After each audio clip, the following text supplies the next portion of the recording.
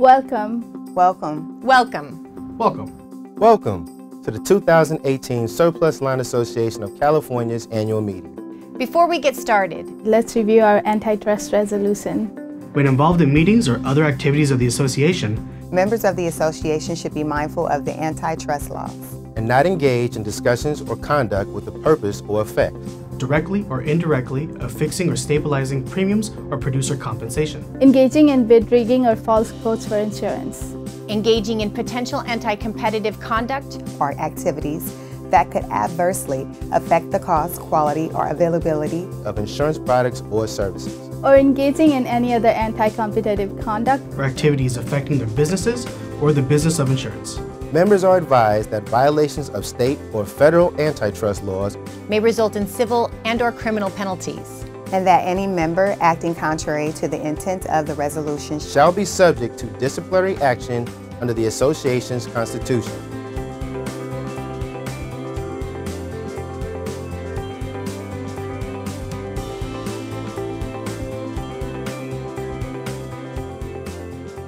Please welcome Tom Cordello, Chairman of the Board of Directors.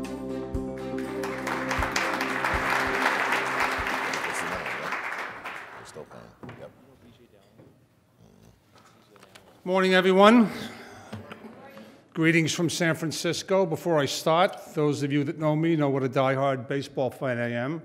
I want to congratulate all you Dodger Blue in your World Series trip last year. And if you'll notice with the SLA, this color is about as close that we get to Dodger Blue that we can do. So the board and the fine folks at the SLA have given me this script to read. And again, there's probably a 10% chance I'll stick to this. And I'll do my best not to screw this up. So here we go. Welcome to the 2017 annual meeting. I'm your current chair of the board, Tom Cordello. I'd like to call the session of the Surplus Lines Association annual meeting in order. Thanks for being here with us today. Got a full agenda that we have to go through. Before we get into various reports and operational discussions, I'd like to take a few minutes and review the accomplishments of the SLA and its board over the past year.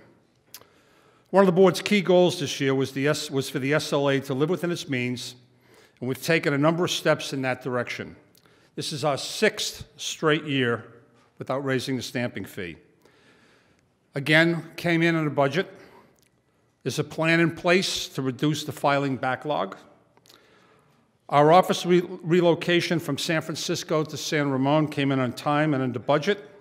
Joy Irvin and her staff deserve a lot of credit for that. It was a very arduous transition. Additionally, the SLA continues to demonstrate operational excellence as it had another clean audit and is successfully implementing the telecommuting program and has begun really stepping up as a key player in the legislative and regulatory world, fulfilling our advisory role in a much more robust way. For example, we crafted and lobbied Bill AB 1641, which in essence allows us to put more products on the export list for the surplus lines market to write. Got it passed through the legislature and signed by the governor without a single opposing vote at any stage of the process. First legislation the SLA pushed through since the NRRA necessitated AB 315. For those of you that aren't legislative weenies, that aligns us with the Dodd-Frank bill. The most substantial change to state law secured by the surplus lines community since the 1990s. We got surplus lines included in the new cannabis regulation, which initially excluded us. We testified at numerous Department of Insurance and Bureau of Cannabis Control hearings, worked with the commissioner and the CDI's cannabis point person. We also created an interactive portal with the CDI, which is going to have a lot of benefits for our members for years to come. The SLA is also working on finding new ways to communicate with and activate members. We created a video studio in the new office space, enabling us to get high-quality video communications out to members and other stakeholders as needed. Unique among American insurance associations, to our knowledge, no one else has this studio. We've gone Silicon Valley and Hollywood. Ultimately, will be cost-effective, so we don't have to go outside to rent studio space, equipment, et cetera, et cetera. We began to build a grassroots program so that we can know which members are in the districts of key state and federal legislators and activate them to lobby those legislators who represent them. We really think the SLA is clicking on all cylinders, and these are good times for our associations and especially our surplus lines industry. We just set a new record for processed premiums in 2017, which was the third straight year we set the record, and you'll hear more from our Executive Director, Ben, on this subject. We're going to kick things off today with a few short videos on some of the key issues facing our industry. Then we'll hear from Ben, who'll speak about the growth and progress of the SLA, the resources we provide to our members, and our association's vision.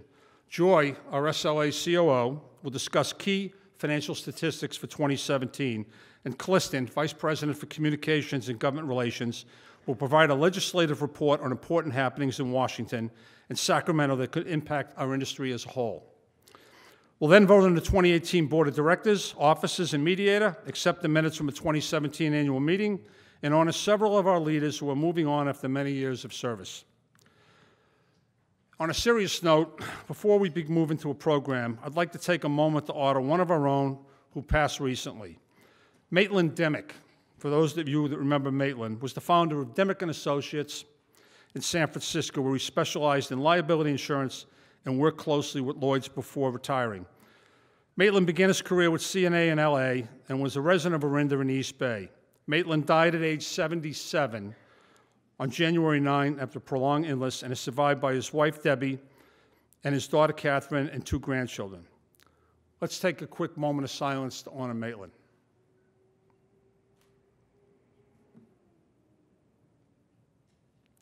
Again, thank you for joining us today.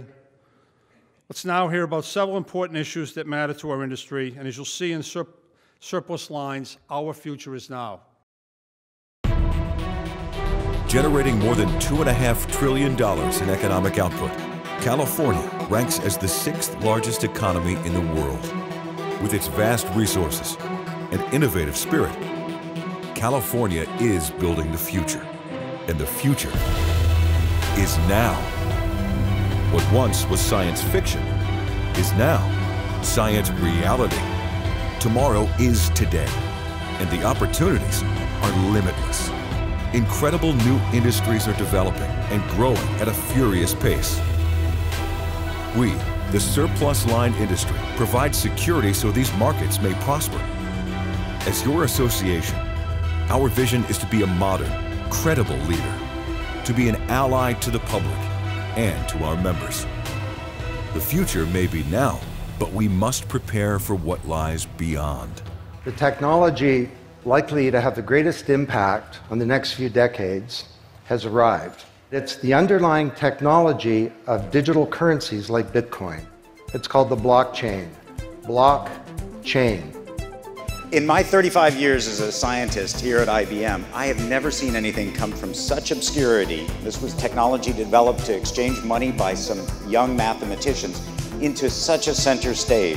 Blockchain. Most people are familiar with the technology through its application with Bitcoin, but analysts say its implications are much broader and far-reaching. In the simplest terms, a blockchain or blockchain technology or the blockchain, it's just a digital ledger.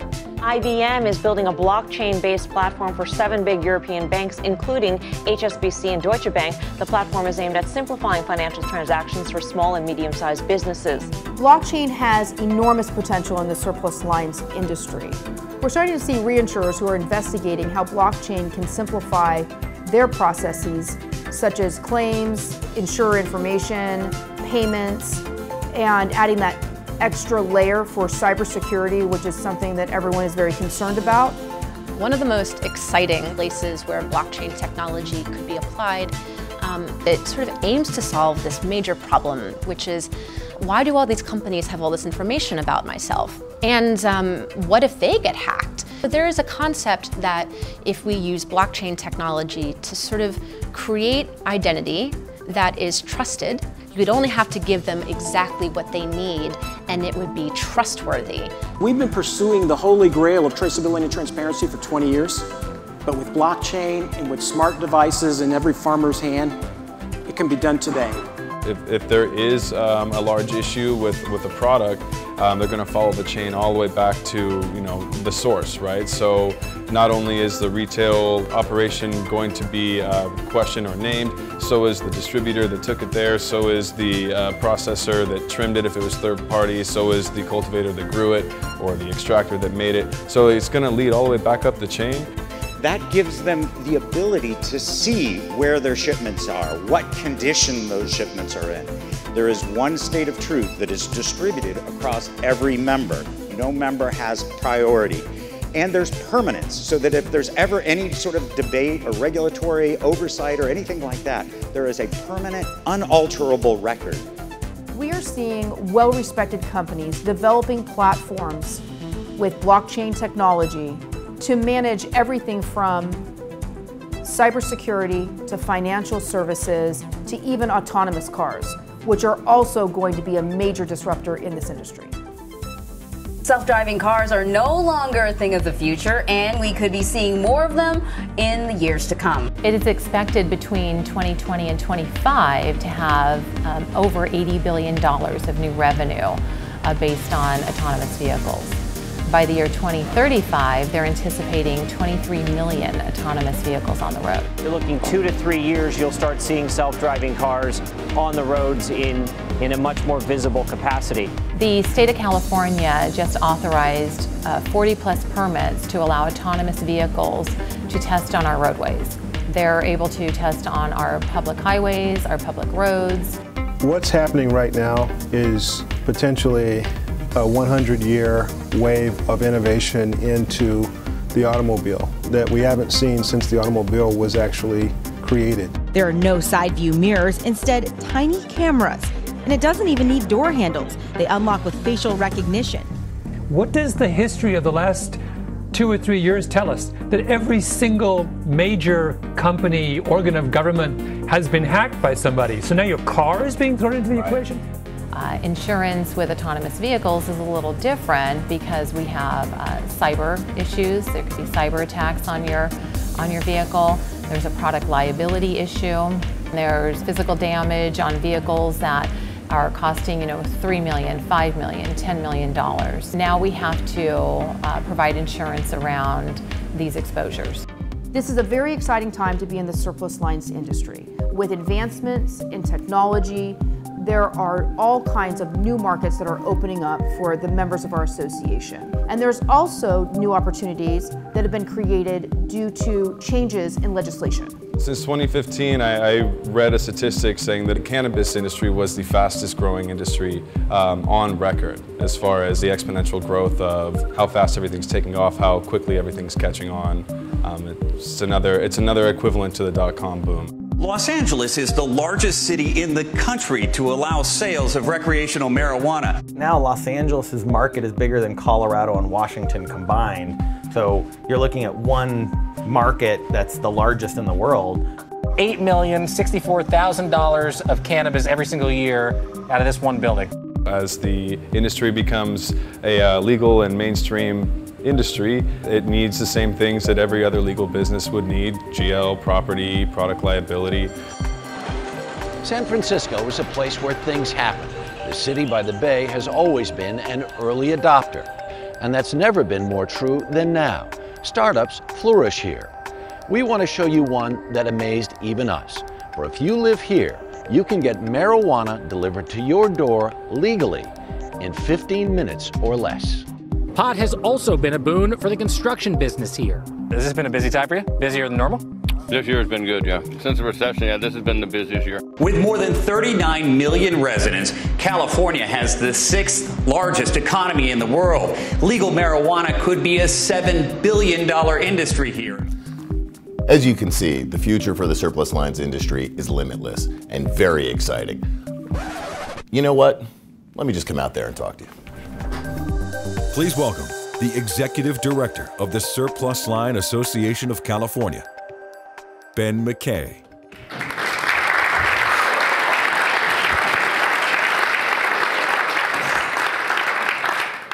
Morning. From San Ramon to Los Angeles in 2 seconds. That's what I call innovation. For those of you who know me know that I am probably not the person most inclined to quote Chairman Mao, but my speechwriter is a Democrat, so I guess I'm gonna.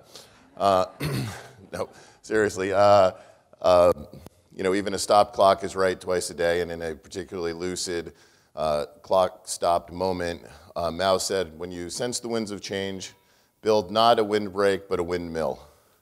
And he rode that philosophy to great heights of power, and his competition were literally blown away, literally. And the lesson I take from that is, you know, when the winds of change are blowing, you need to embrace them. If you do, you're likely to prosper. If you don't, you're likely to be swept into the scrap heap of antiquity. And I use this analogy today because I think the winds of change are blowing in the surplus lines industry in a way that's not been seen before. And I'll give you some examples. And by change, just so we have a shared definition, you know, there's change that happens slowly and incrementally and happens all the time. That's evolution, right? You know, there's the primordial ooze, and then there's a single cell organism in it, and a million years later it grows a leg, and you know, a million years later it grows another leg and kind of crawls out of the ooze, and a million years later it gets a tail or whatever. That's evolution. What we're talking about is revolution or innovation. We're talking about change that's happening quickly. We're talking about larger increments of change. And evidence of that would be, in the last 10 years, we have, in the surplus lines industry, we have grown almost 2.5 times in California. So for decade after decade, we were essentially 7% or less of the commercial insurance marketplace, and in the last 10 years, we're now 18% in California, 14% nationally. That's a huge change. What does that mean? It means that everything's fundamentally different. We're no longer in the shadows. We're starting to come out of the shadows. People would know who we are. We can't sort of play this, keep our head down, I don't think anyway, keep our head down mentality, especially when we start getting into lines of coverage that sort of affect individuals more than corporations. And we'll talk about some of those in a minute. But I think that's a fundamental change. Another fundamental change is in our governance, meaning who in government is looking at us. And so prior to the Dodd-Frank Act, we were state regulated for centuries, not years, centuries. You know, there was even a Supreme Court case in the late 1800s where they tried to decide, well, is insurance interstate commerce? Because if it is, then the federal government should regulate it. If it's not, then the state government should regulate it. Supreme Court said it's not interstate commerce, right? It was a fiction, a fantasy, but it worked for us. So we stayed state regulated. That decision was challenged again in the mid-1900s, 1944, 1945, in Southeast Underwriters, and the Supreme Court changed its mind. Said, no, it is actually, insurance is actually interstate commerce, and therefore the purview of the federal government to regulate. But Congress said, well, look, just because we can do it doesn't mean we're going to do it. So they passed the law, because they had nothing better to do in 1945. Insurance, top of mind. They decided to pass a law that said, yeah, we can regulate, but we're not gonna. And so that's the rubric. McCarran-Ferguson was the name of the act, and that's the rubric we've been living under ever since, until the Dodd-Frank Act. And what happened in the Dodd-Frank Act? A couple things. Created a federal insurance office. So for the first time in the Department of Treasury, we have a federal, not regulator, because we specifically put in statute that they're not a regulator, but they sure look and smell like one. They can study all aspects of the insurance industry. So now we have somebody in the Treasury Department looking at all aspects of the insurance industry. They also created this designation of systemically important financial institutions, what we call SIFIs. If you're an insurance company and you're a SIFI, you are regulated. Now you're going to get regulated by the Federal Reserve, among other federal organisms. So now that's a change. For hundreds of years, we've been regulated at the state level. Now all of a sudden we're regulated at the, well, some of us are regulated at the federal level, and if not regulated, certainly viewed. All aspects of us are viewed. So that's a change. Flow of capital. We've never seen flow of capital like we see now, right? There's no barriers anymore to money moving back and forth, and as you saw with the blockchain, that's only going to increase, right? All of those mechanisms, those inter-exchange banks, and all those things that add cost to financial transactions, going away. That's fundamentally different. Those organizations have existed since the Great Depression, right? So that's been the state of play until literally today or tomorrow, whenever they get substituted. And then lastly, mergers and acquisitions. Now this has happened obviously before, it's cyclical, we all talk about that, we don't know how long the cycles are, but it's pretty profound. I was talking with Dennis yesterday and he was saying, he prepared a presentation where he looked at all the wholesalers that existed or came into existence over the last 10 years, and at least 50 of them no longer exist in their original form. And if you look at who's writing surplus lines premium in California, in 2017, 52%, so a majority of the surplus lines premium in California was written by 7 broker groups and 8 carrier groups. So now a majority is written by this very tall, very small sliver of the industry. So that's a fundamental change, and we can draw conclusions from all that, from all of this. But the one indisputable conclusion is it's different. Times are changing. What else is changing? Products are changing, right? We have cyber, not just cyber, standalone cyber, but cyber for anything that could be hacked. Autonomous trucks, autonomous cars, planes, trains, right? Cyber. This is the first standard purchase that we've had since D&O, right? So in over a generation. So that's new. That doesn't come along, a standard purchase doesn't come along every day or even every generation necessarily. Lots of data. We're going to start needing products for the misinterpretation of data, the misuse of data, right? That's on the horizon for sure. We have legislative environment that's creating markets. You know, I don't think a lot of times we think about markets being created by people, and certainly innovation, drones, autonomous cars create markets, things for us to insure. But the government can create things for us to insure. For instance, cannabis. You know, the government passed a law and we have a $7 million industry like that. And in 5 years, it's $7 billion. It's estimated to be $25 billion. So government can create markets. In Washington, D.C. right now, there's legislation to allow for flood insurance to be placed on homes in the surplus lines marketplace. If that legislation passes, that's another market created by us. We also get markets created by climate change, wildfires. Right? We have rampant wildfires. The mid-market is pulling back from those. Many of those homes in those fire-prone areas, they're being picked up, some by the FAIR Plan, some by the surplus lines market. In fact, last year, the number of houses insured in the surplus lines marketplace in fire-prone zip codes doubled. So that's a market. So innovation, legislation, climate change, all new ways that markets are being created. And so what does that mean for your association? What does that mean for us? So the board about 5 years ago said, look, we have to get our house in order because we need the association doing, you know, higher level things.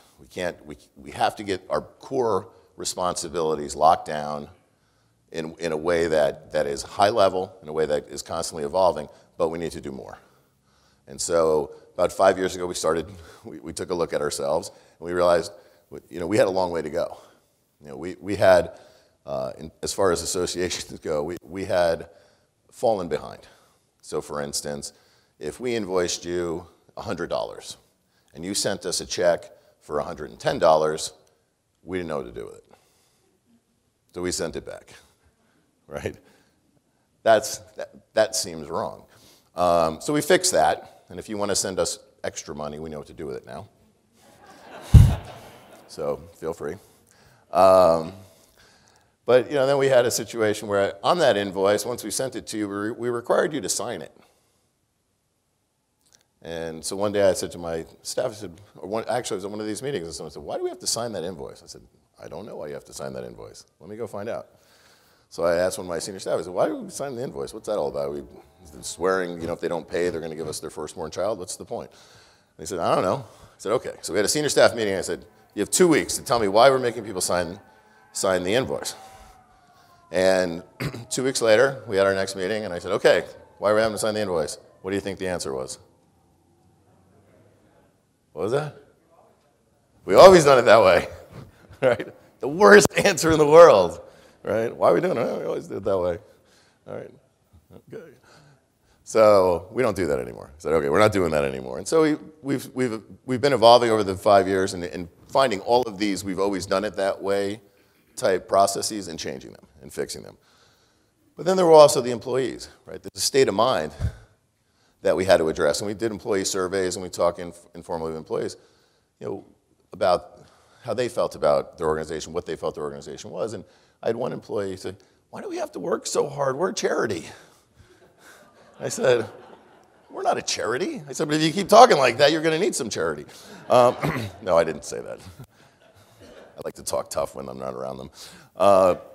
But yeah, so I said, boy, that's pretty unusual that that's the mentality. So we drilled down into that a little bit more, and we started pointing out that, look, we are a membership organization, but it's no different than if you're a mutual insurance company, right? Your members are your policyholders. If you're a stock company, your stakeholders are your shareholders, right? You're our members, right? Whether it's a stakeholder, a shareholder, policyholder, it's the same thing. And you have to create a value proposition. You have to communicate that value proposition. You have to deliver on that value proposition, right? Regardless.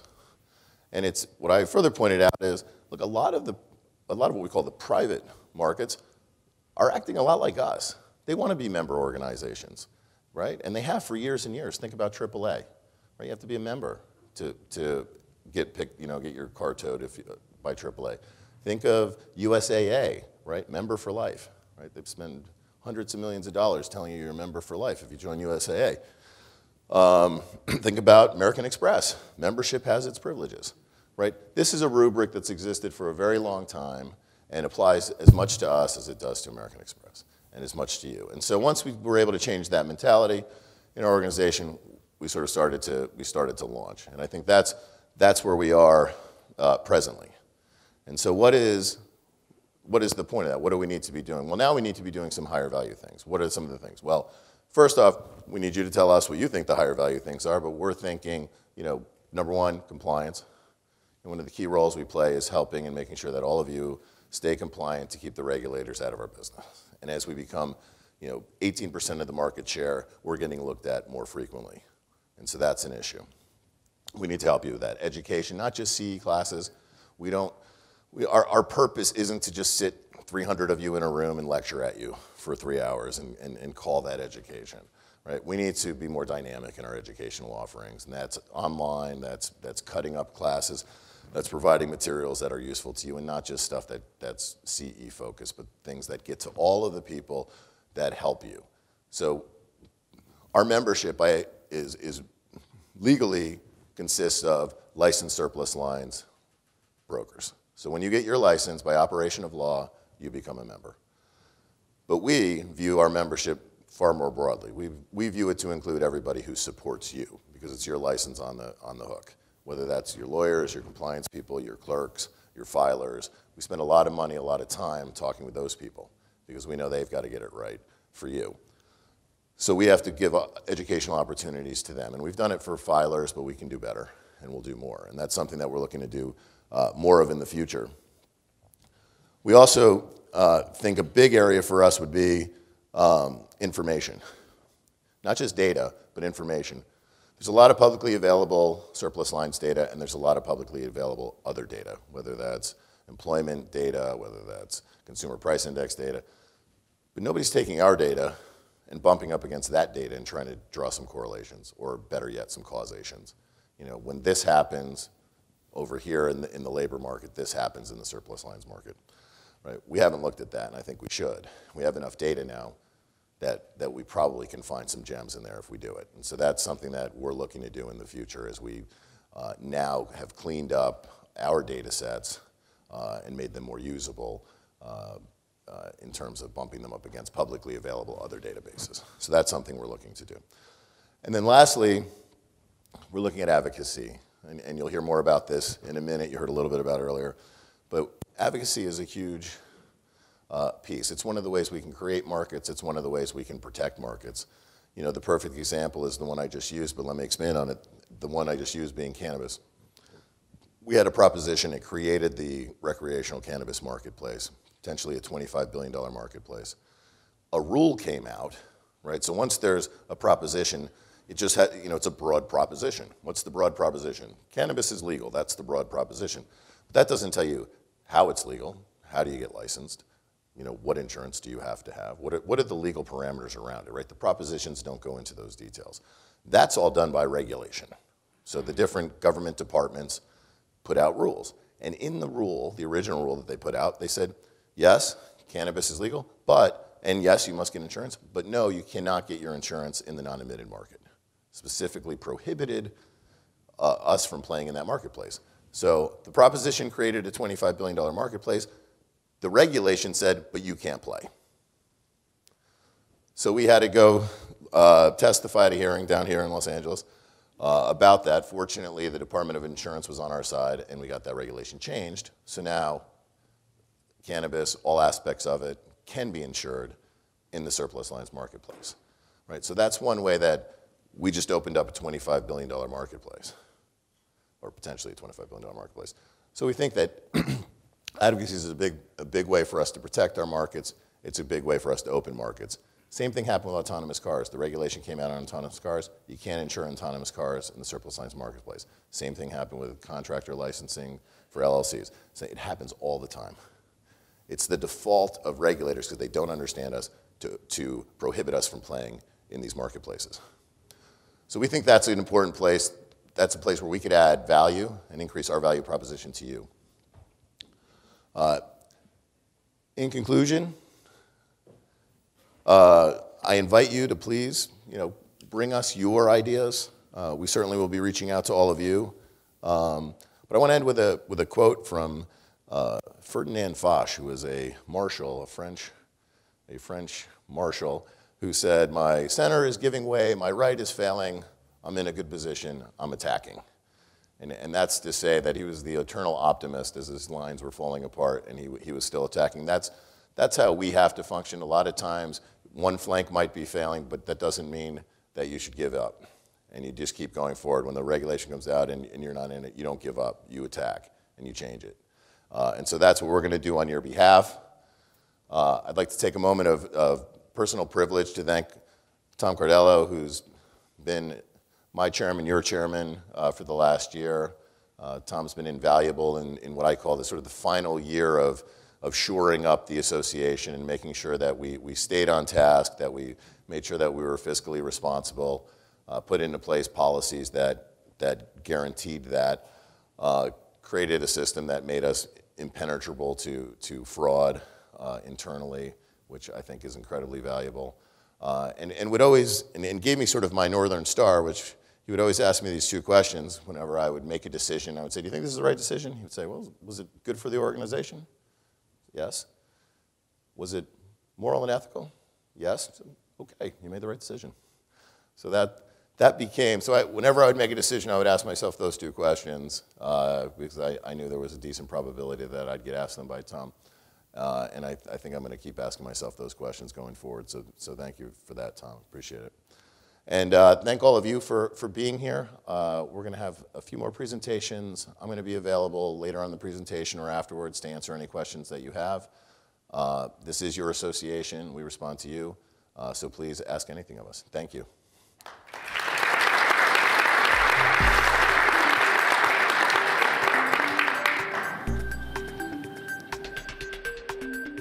Hello, everyone, and welcome. I thank you all for being here, and we'd also like to thank Chris Hauska for being our host here at the Jonathan Club. We always enjoy this venue. I'm Joy Irvin. I'm the Chief Operating Officer and Director at the Surplus Line Association. Ben has outlined for us many of the goals for this year as well as the years to come, and I'm going to discuss some of the major changes the organization has gone through, do a year in review statistically, and also give the financial results and a few reminders. There's a little bit of audience participation in mind, so I expect everyone to listen very closely to their cues. You're all LA people, right? You know about cues, hitting your mark, clapping, laughing. I told you can't really hear the laughter when you watch the videos of our annual meeting, so I asked our media guys if they could insert a laugh track. So I'm going to hold up applause, laugh track, do all that, because it doesn't sound like I'm very funny, but we all know I'm hilarious. Actually, Ben's much funnier. Right, Ben? Yeah. So to start, this is an exciting time to be part of the surplus lines industry. And California continues to be at the forefront with the largest amount of premium processed in the nation. I am honored to be part of such an exceptional and hardworking community. My job as COO is to ensure that the board's vision for services we provide our stakeholders is carried out both internally and externally. And some of the ways that we accomplish that is by board relationships, staff education, fiscal responsibility, and continuous feedback from you, our members. We're here today to elect a new board of directors, and in welcoming them, this is also an opportunity to say thank you to all of our board members and committee members for their hard work. Our board and committees are comprised of volunteers who spend their spare time in managing different aspects of the association. This includes meetings, calls, emails, and yes, even the occasional text message. The board ensures that our mission of pursuing a fair, healthy, competitive marketplace is accomplished. And so to Tom and the board, thank you.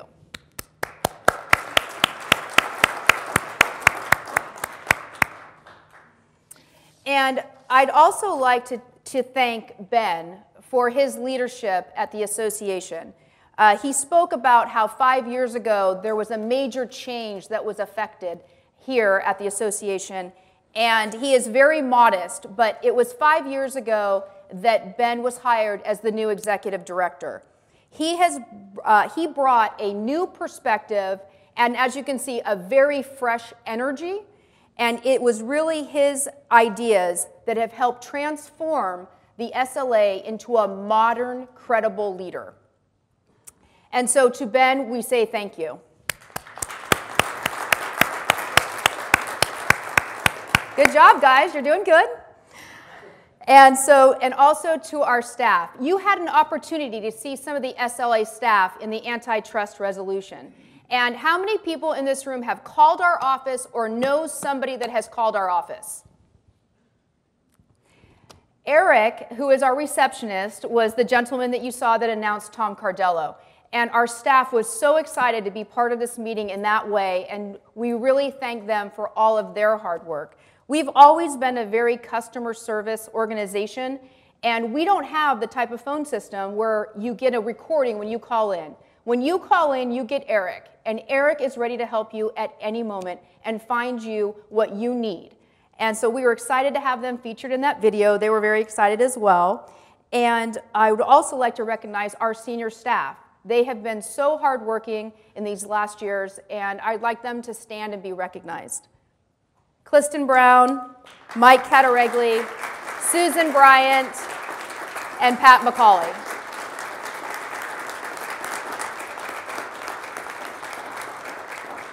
We have a fantastic team of people at the Surplus Line Association, and I really appreciate all of their hard work. So one of the major accomplishments that we did as a team this year was we moved in our office and we split into 2 locations. How many people in this room have gone through an office move? They are so much fun. I had so much fun this last year. Actually, we truly did have a lot of fun. It was very collaborative. Ben worked with architects on the seating. Mike took care of the technology. Susan helped design the San Francisco office. We now have 2 offices. One's in San Francisco, and the other one is in San Ramon. And the pictures that you see are of the new San Ramon office. The move enabled the Surplus Line Association to save hundreds of thousands of dollars on rental expense. And we were very proud of it. As you can see, it is absolutely gorgeous. And we are always looking for ways to utilize the stamping fee in a fiscally responsible way. And the money saved can now be used on other member services. I would now like to direct your attention to the packets at your seat. Can you hold them up for me? Everybody have a packet? Have you all looked through them? Okay. Good. So in those packets, we've included numerous items that you will find of interest. We are especially proud of the year in review. In it, you will find the annual totals for our processed premium, processed items, the top brokers and carriers, as well as the top coverages. And I hope all of you take pride in seeing your hard work displayed in such a beautiful way. And speaking of year in review, our auditors, Hood & Strong, have given us our preliminary audit results. A historic, important part of this meeting is that we give our financial results to you, our members. And I am pleased to report the association is in good financial standing. Here are the year-end financial results. Our operating budget was $14,920,000, and our expenses totaled $14,856,783. Our net asset balance at the end of the year was $11,116,905. The stamping fee was 0.2% last year and will remain 0.2% this year. We've enjoyed 6 years of no change to the stamping fee and have kept it consistent to help the brokerage community. If you would like a copy of our audited financials, please contact me and I will gladly send you a copy. Now, as a reminder, we do have state tax deadline coming up. It is March 1st. And Bulletin 1351 went out. It had a link to those forms. If you did not receive that bulletin or you misplaced it, we don't want to say you didn't receive it, right? It was misplaced. And so you can go to our website and you can get those forms on our website. And we know that can get kind of tricky filling out these forms, so we're always here to help. If you hold a surplus lines license, even if you did not transact any premium, you are responsible to file a form with the state. Again, if you have any questions, you can give us a call and we'd be glad to help you. As it lay there, with the shadows of the mountains brilliantly photographed upon its still surface, it must surely be the fairest picture the whole earth affords. The Surplus Line Association of California invites you to experience the grandeur and majesty of the High Sierras and Lake Tahoe. Join us in 2018 and attend the Western State Surplus Lines Conference, July 12th through July 15th, presented at the luxurious Ritz-Carlton, Lake Tahoe. An amazing opportunity to participate in our industry, network, and share ideas while immersing yourself in the pristine beauty of Tahoe and the Sierras.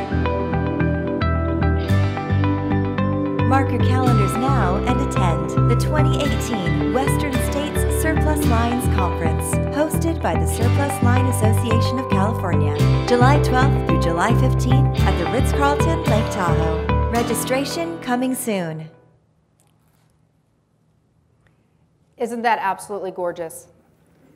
Lake Tahoe.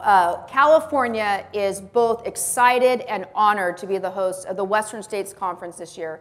It'll be in July, as you saw, at the Ritz-Carlton in Lake Tahoe.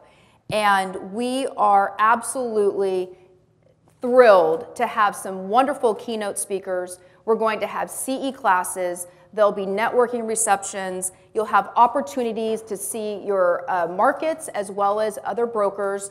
And we really hope that everyone will attend. We expect record attendance this year. Registration is going to be opening at the end of the week. We're going to send an email. If you could register, you'll have the opportunity to pick your activities as well as get your hotel room.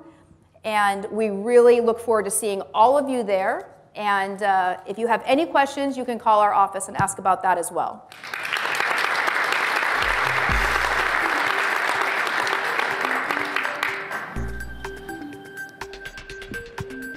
Thank you, Joy.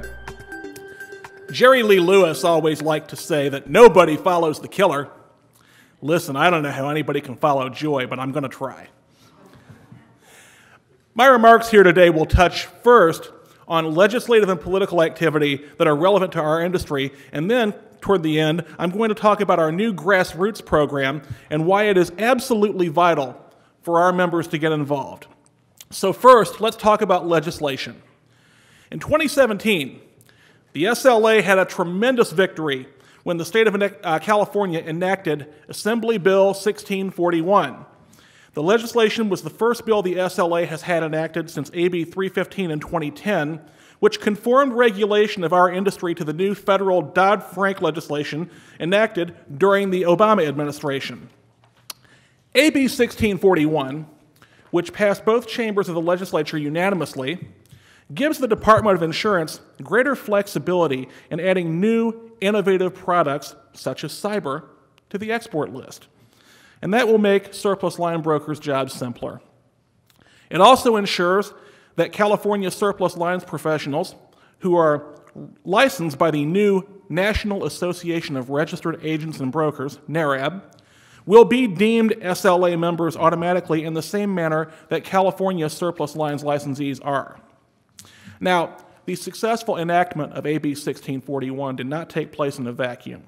Before we even conceived of this legislation, Ben and I had been laying the groundwork, meeting key legislators, regulators, government staffers, and admitted market colleagues in Sacramento, understanding full well there would come a time when we would need these relationships, and it's far better to have these relationships in place before you need them than after you need them. After introducing ourselves to the staff of the Assembly Insurance Committee last spring, we were given the opportunity to have our bill sponsored by the committee chair, Assemblyman Tom Daly of Anaheim, whom we had also, as it happens, met and briefed about our industry a few months earlier. Now, when your bill is being sponsored by the chair of the committee, your prospects are pretty good.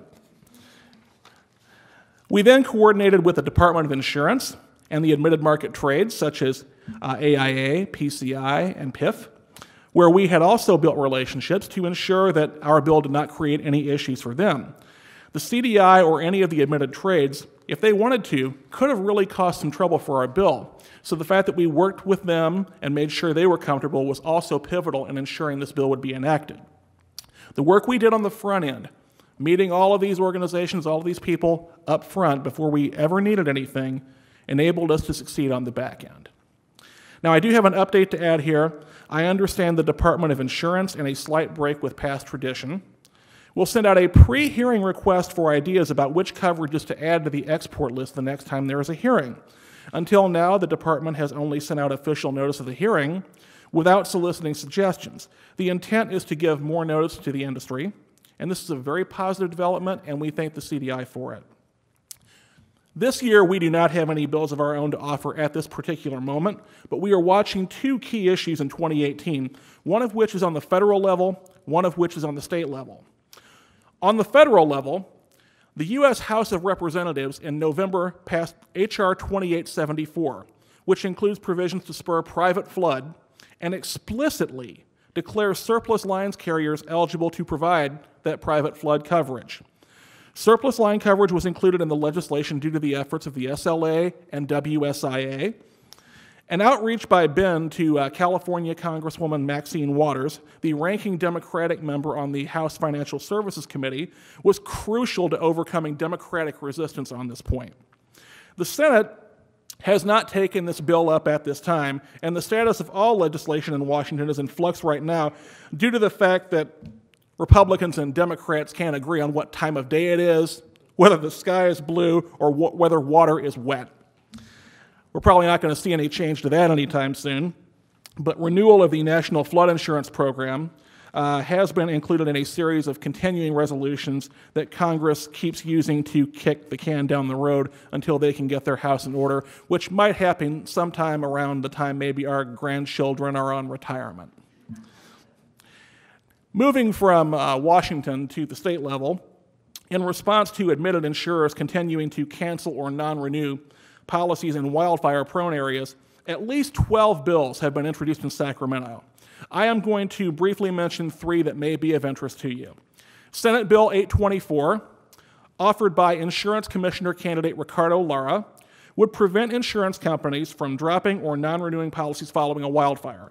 It also would require the CDI to approve the reduction of policy volume in high-risk fire areas. Senate Bill 894, offered by former Insurance Committee Chair Bill Dodd, would extend renewals from 12 months to 2 renewals or 24 months, whichever is greater in the event of a disaster. And Senate Bill 917, introduced by Senator Hannah Beth Jackson, provides that landslides and mudslides are covered even if specifically excluded. Don't you love that? If landslides were proximately caused by another peril, such as a mudslide. Now, any of these bills that get enacted might cause the admitted market to react in a way as to make decisions about its exposure, and that could be of very key interest to everybody in this room. Now, starting in 2015, we began discussing the wildfire issue with legislative staff in Sacramento who were concerned about the spike of homeowners' policies going into the surplus lines market. We provided some education about how this was not something to be concerned about and that the surplus line market was simply providing coverage in areas where admitted insurers were reconsidering their exposure. Ultimately, no legislation adverse to our industry emerged, which was a very good result. One thing that you find in legislation is that oftentimes it's far better for a bill not to be passed than for a bill to be passed. So let's shift now from legislation to some political matters that are relevant to us. In recent months, an increased focus on sexual harassment and misconduct has taken a toll on the worlds of business, entertainment, and politics, and California has been no exception. The fallout from the increased attention to matters of sexual harassment and misconduct have taken a toll on the legislature. For instance, we currently do not have a chair of the Senate Insurance Committee. State Senator Tony Mendoza was stripped of his committee post in late 2017 pending an investigation into sexual misconduct allegations against him, which he is flatly denying. And we understand from some of our sources in Sacramento that we might have a new Insurance Committee chair sometime around March. Also, 3 resignations by Democrats in the state assembly have at least temporarily deprived the Democratic Party of its 2/3 supermajority, which is required by state law to pass taxes or other emergency legislation. At least 2 of the 3 resignations were due to sexual misconduct allegations, and the Democrats now have 52 of the 80 seats in the state assembly. You need 54 to have that 2/3 supermajority. There will be special elections to fill those seats. They likely will go back to the Democrats, but as for now, they don't have the 2/3 supermajority they would need to pass a tax increase.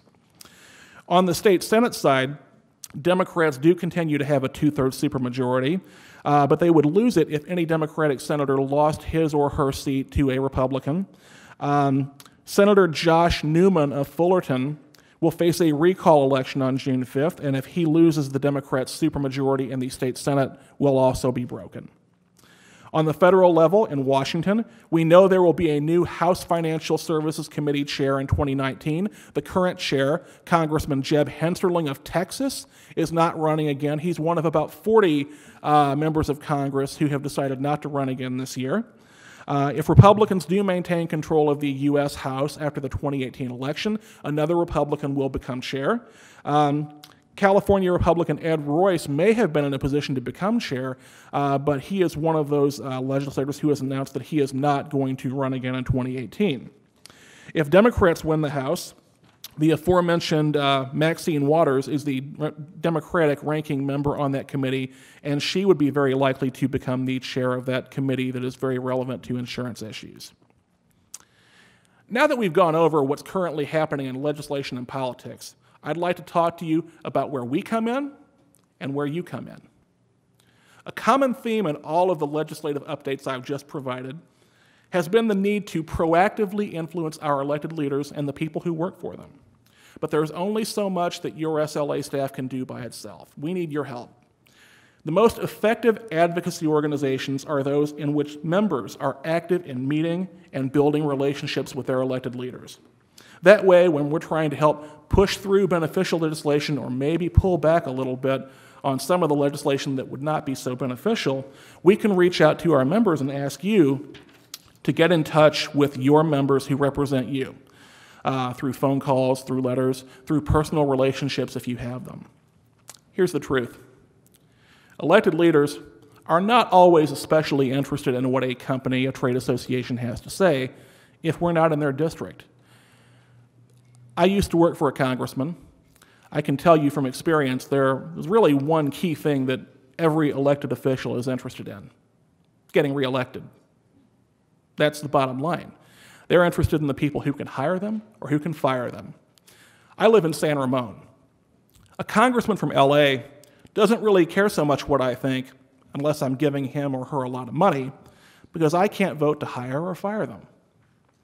So we want to reach out to you, to our members, find out whose districts you're in, and how you might be able to help get us in the door with some of these people who may not care what a guy in San Ramon has to say, but might care very much what somebody in Fullerton or Orange or LA has to say. And so, we have created the SLA Grassroots Program. And as I close today, I would like to urge all of you to join and to consider having your colleagues and your employees sign up as well. Signing up is simple. You just go to our Grassroots webpage, which you see on the screen, sla.com/resources/grassroots. Once you're there, click the link and sign up and give us your contact information. Now, one thing that is absolutely crucial, we have to have your home address, not your business address. We won't share it with anybody. We'll keep it to ourselves. But we need to know whose districts you live in and whose districts you vote in, because that, as I mentioned, is crucial. In addition to looking for advocates in all of our legislative and congressional districts, we are also looking for people who want to become more deeply involved in our advocacy efforts and help shape those efforts.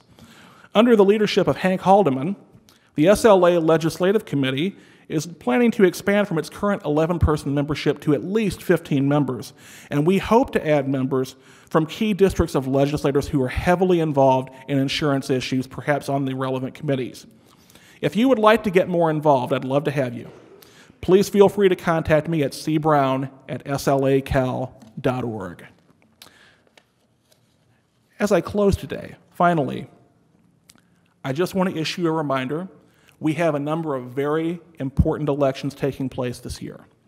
In California, we are going to be electing a new governor, a new lieutenant governor, possibly a new attorney general, and a new insurance commissioner.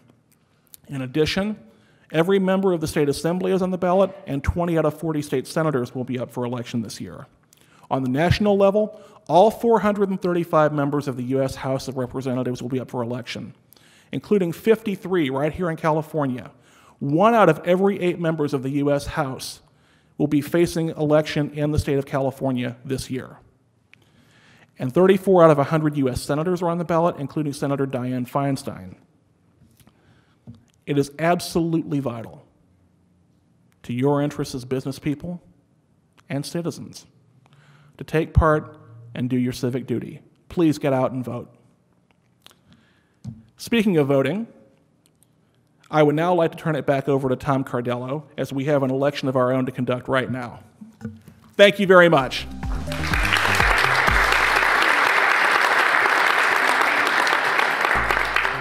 Now it's time to announce the slate for the 2018 Board of Directors and officers as determined by the nominating committee. Because the meeting is being held in 2 locations, we may not have all members here at this segment, but for those present today, please raise your hand briefly as I call your names. Bob Gilbert for SLA Chair from Markel.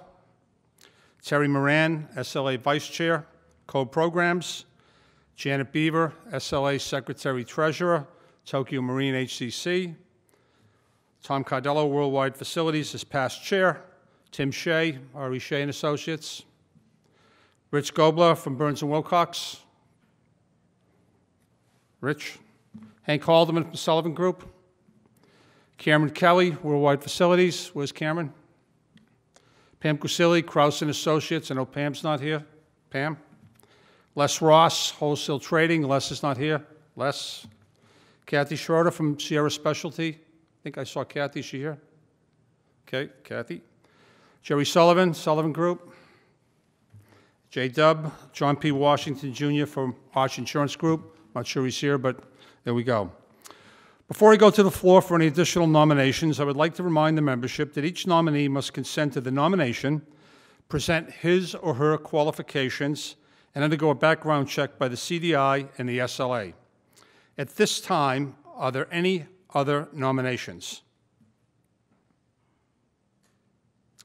Without objection, nominations are closed, and we will now proceed to a vote on the slate. All in favor of electing the slate as determined by the nominating committee, please signify by saying aye. Aye. All opposed, signify by saying no. Motion carries.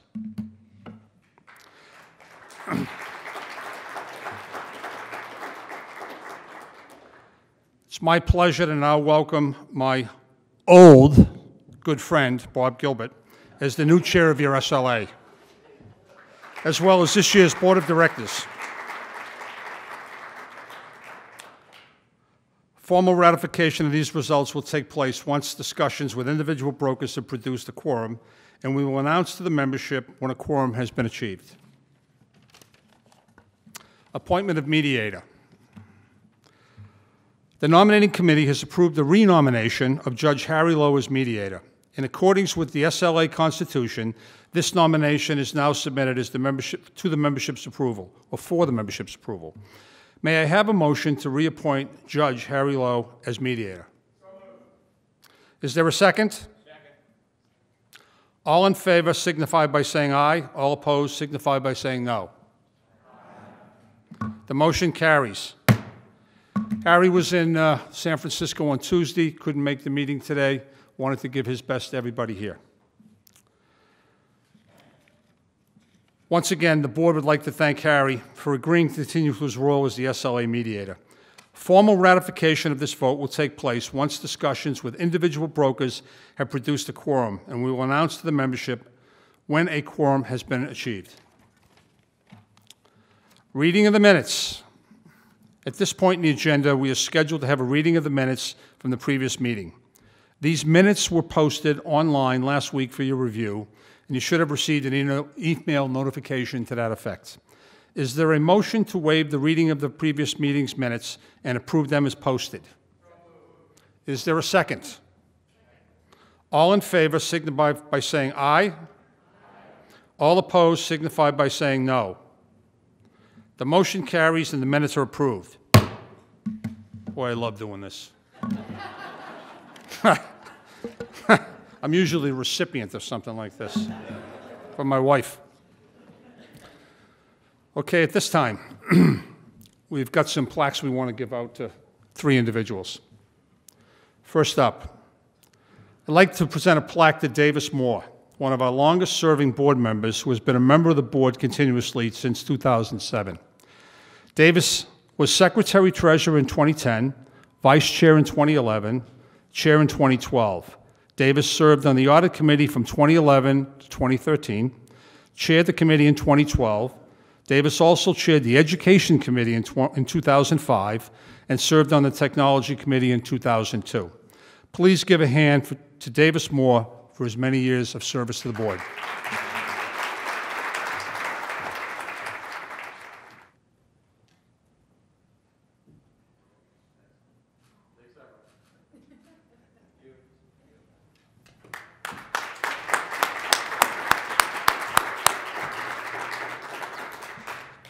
I just want to see if that makes the inaugural Worldwide Facilities newsletter front page. If it does, no doubt I'll be audited out. Now I'd like to honor Tina Epstein Abrams, who has provided more than a decade of service as a member of our Educational Committee, starting in 2006 and serving as chair since 2010. She's done a great job, great work, as one of our longest-serving committee chairs, and I ask all of you to show your appreciation and our appreciation for Tina's many years to the SLA. Tina?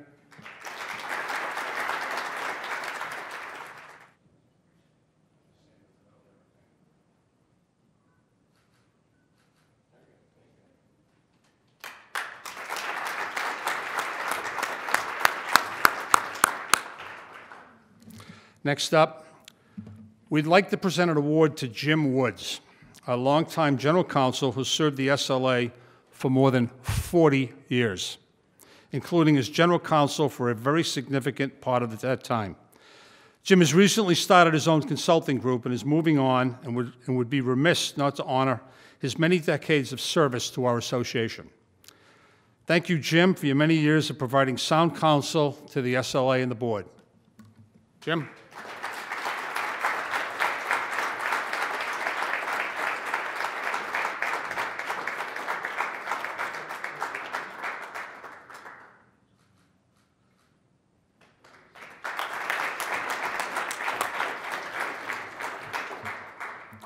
That's it from my side. I'd like to thank everybody for attending today. Certainly I'd like to thank all the younger people that I see in the audience today, as well as in San Francisco on Tuesday.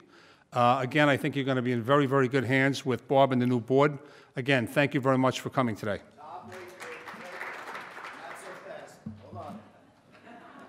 I was hoping to go home. I know. Just want to start off by saying that I want to follow what Tom has done with Ben, and I promise to continue to ask you the same questions, Ben, that Tom has asked.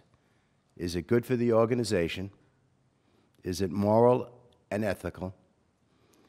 And where the hell can you get a good cup of non-fat vanilla latte in our new office in San Ramon?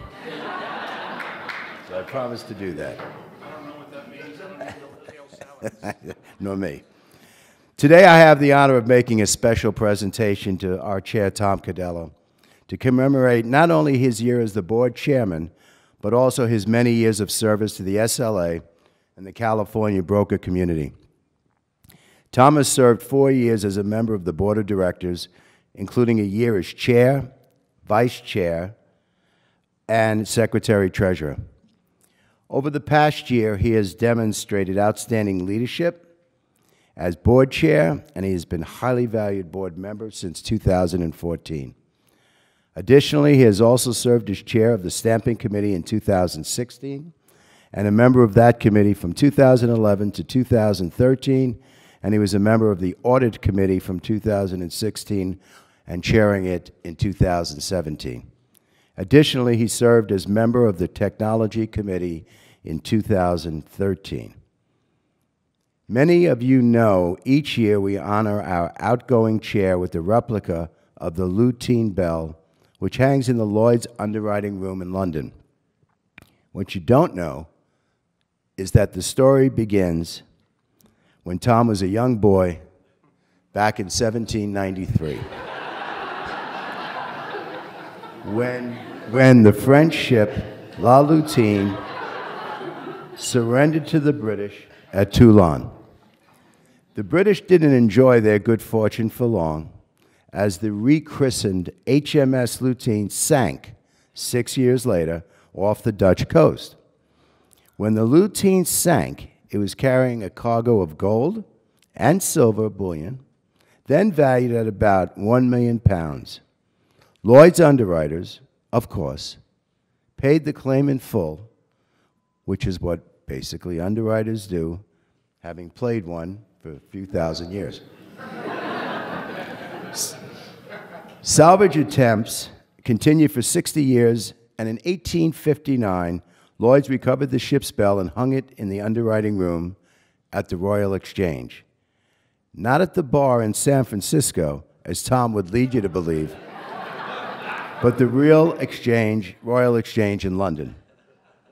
Traditionally, when Lloyd's received news that an overdue ship had either arrived safely or had been lost, it would ring the bell twice for good news, once for bad news, so that everyone with an interest in the ship could learn the news simultaneously.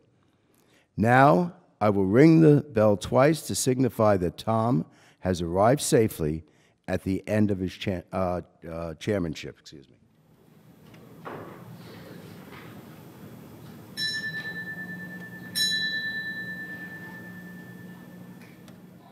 But before I give Tom that bell, which I know he'll probably put in his office or somewhere in his house,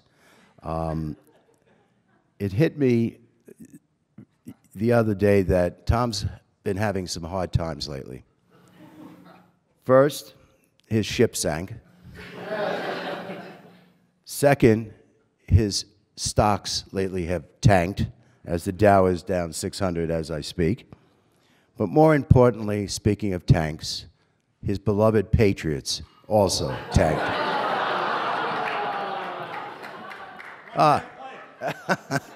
One play.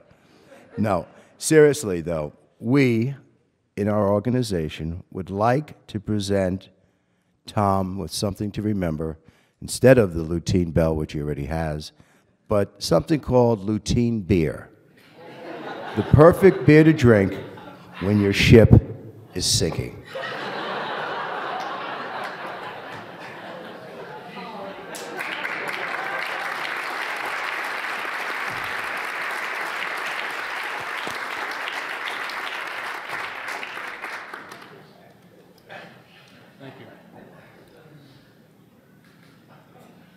I wish this was the Super Bowl trophy.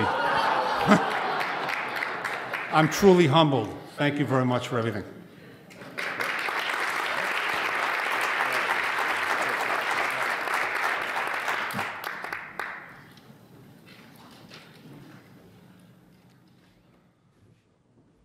Ben, I think closing remarks are yours.